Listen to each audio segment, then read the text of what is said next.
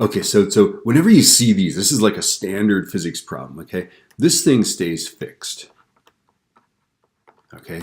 And apparently these are very common in physics land, right?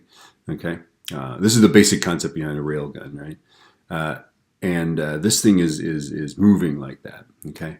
And it's moving at 2 meters per second. This bar is fixed. This thing moves. This little bar here moves. So that's supposed to be the arrow of the velocity. It's going 2 meters per second, right? Okay. Let's do the direction of the current first, okay?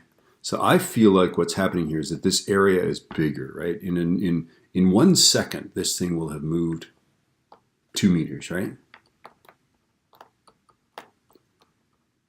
So we'll have more flux into the page. So we are gaining flux into the page.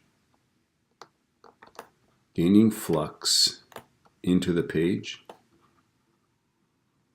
Right? So do we want to gain? No, we oppose that by creating flux out of the page. We oppose it, right? The reaction is that we create flux out of the page, right?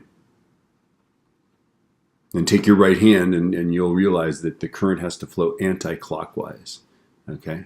So the current flows anti-clockwise to create flux out of the page, to oppose the gaining of flux into the page, okay? That is one way to figure out the direction that the current flows. Here's another way, okay? Let's do another way, okay?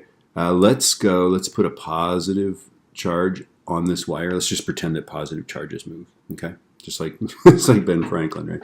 Okay. You have a positive charge moving this way.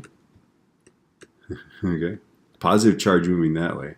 Okay. Think about this. Take your right hand, put your index finger this way, right? Use your right hand rule. Index finger that way, right? Put your middle finger out of this page or into this page, right? Middle finger into that page. Index finger that way. Isn't your thumb pointing up? I feel like your thumb is pointing this way, right? So this is middle finger, index finger, middle finger. Your thumb is pointing this way, right? So the current, the positive charge is going to move up that wire. It's going to move that way, this way, this way. It's going to go anti-clockwise. That is another way to do it. You probably didn't care about the direction, okay?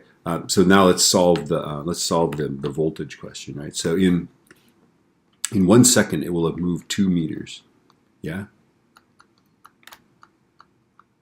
Right, so it's our EMF is NBA over T, right? This is our change in flux, and there's no angles here. The angle is just solidly either 0 or 180 degrees.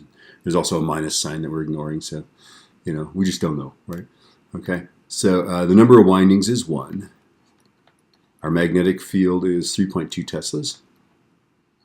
Right, the area is, well, let's see, let's figure this out. It's this area here that we gained, right? So it's 2 meters by 1.5. So 2 times 1.5, right? And then that happened in 1 second. Yeah, that's kind of fun, isn't it? Okay, so 1 times 3.2, 2 times 1.5 in 1 second, right? Do you get the feeling that there maybe is another formula here, right? It's like the length of the wire times the velocity or something like that, right? Just hold on to that thought. All right, okay, so let's do this. 3.2 times 2 times 1.5 divided by 1. I get 9.6 volts, and again, we're gaining flux into the page, so we create flux out of the page, so it's anti-clockwise. All right.